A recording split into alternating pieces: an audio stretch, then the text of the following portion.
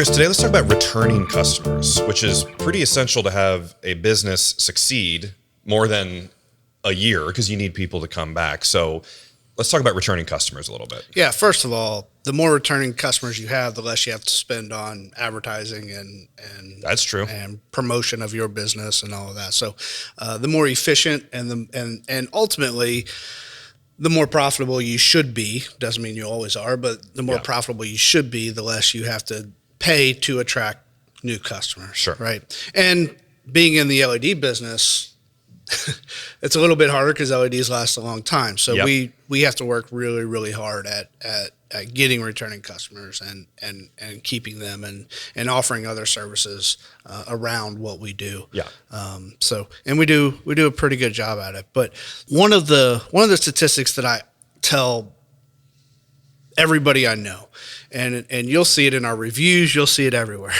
is Sony has a statistic back in the day with the Walkman, for those of you old enough to remember the Walkman, to where if you bought a Sony product and everything worked fantastic, you had no problems, everything was great, right? I'm going to screw up the numbers a little bit, but relatively they're right.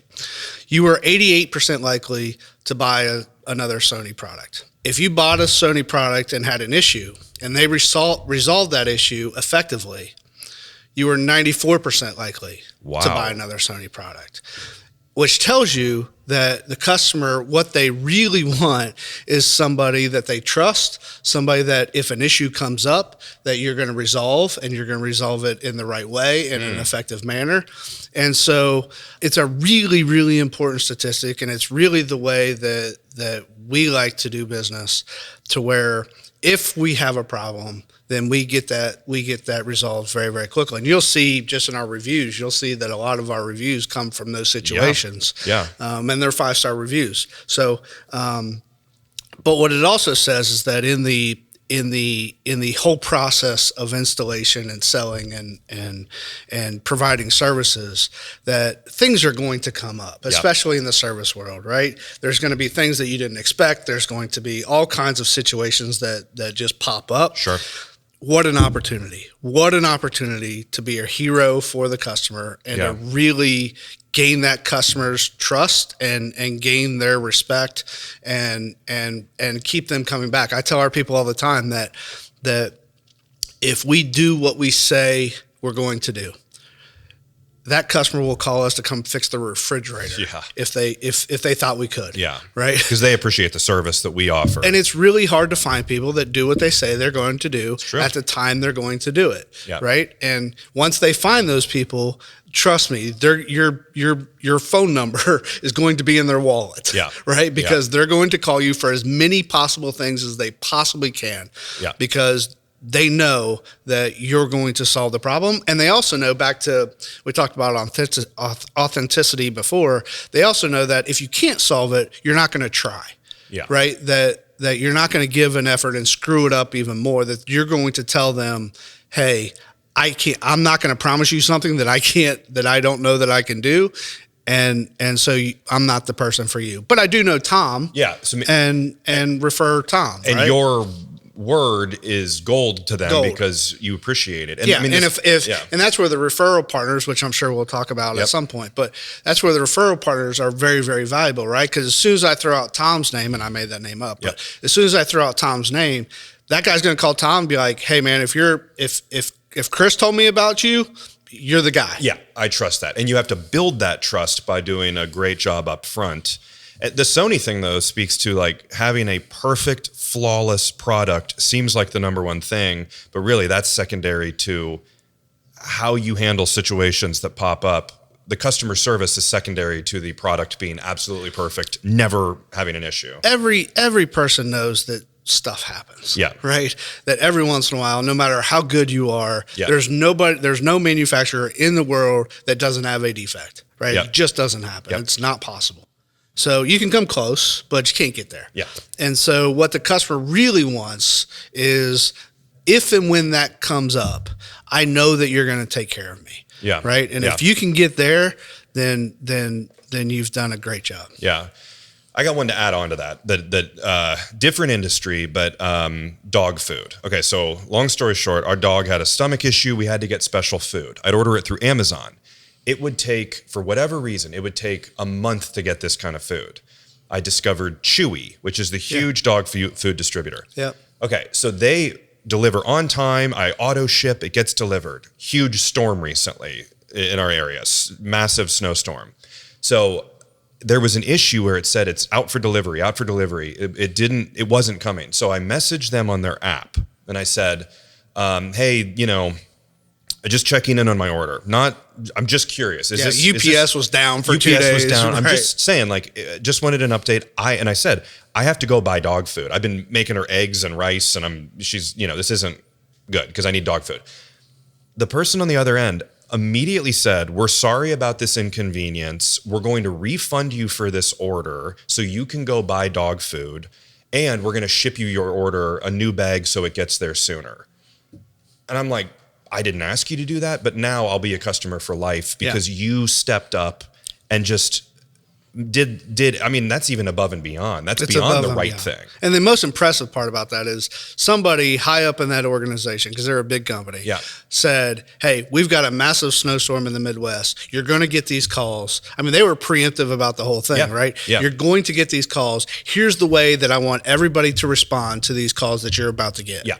That's awesome. And they probably said, if it's under $100 or something, I'm sure there's just do it. There's a number that they said, just if it's under this number, just go ahead and do it. Right. Best thing is, it was 10 o'clock at night, and I was messaging this. It could have been a bot. I don't think it was, but they just took care of it, and it's already, the food's getting delivered today. It's been refunded. So that made me feel really good as a customer to be working with this huge company.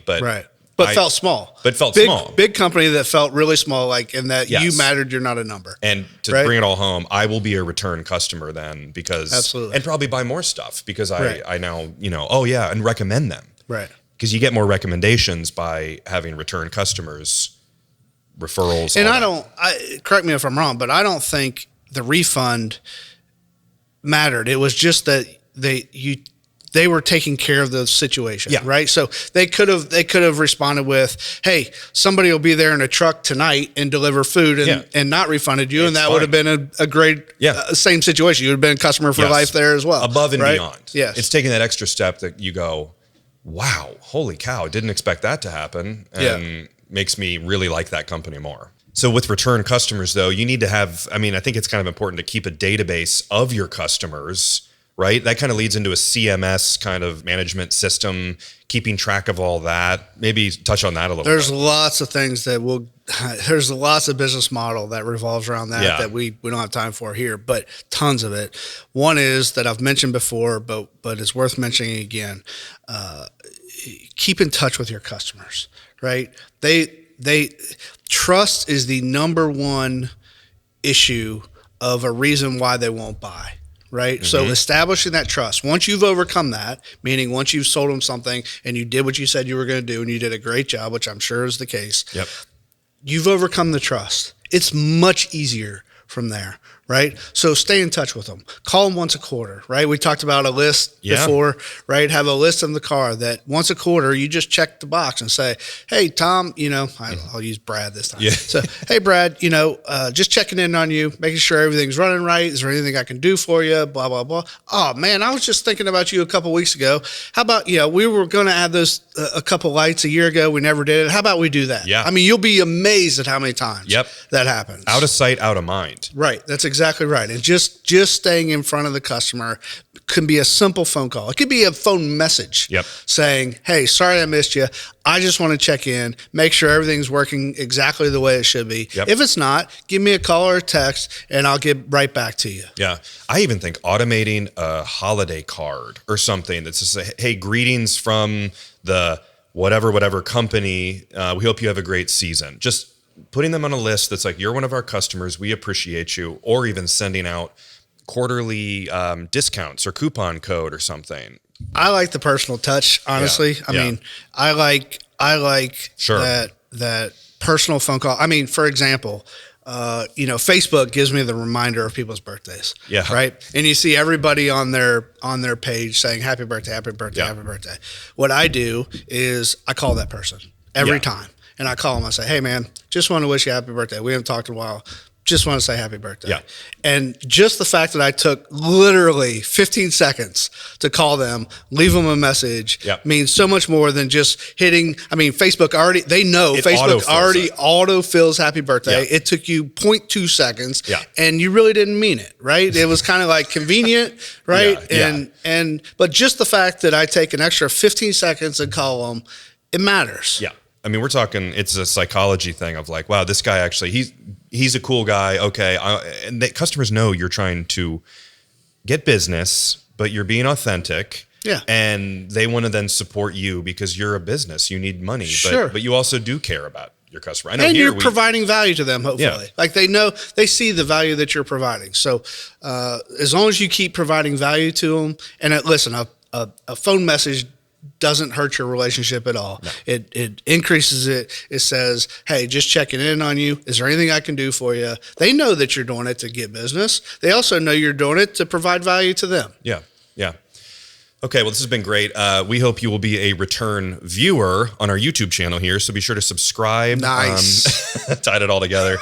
Be sure to subscribe on YouTube, havenlighting.com. Find us on all the social media platforms at Haven Lighting, and we'll be doing more of these. So check us out on the next video.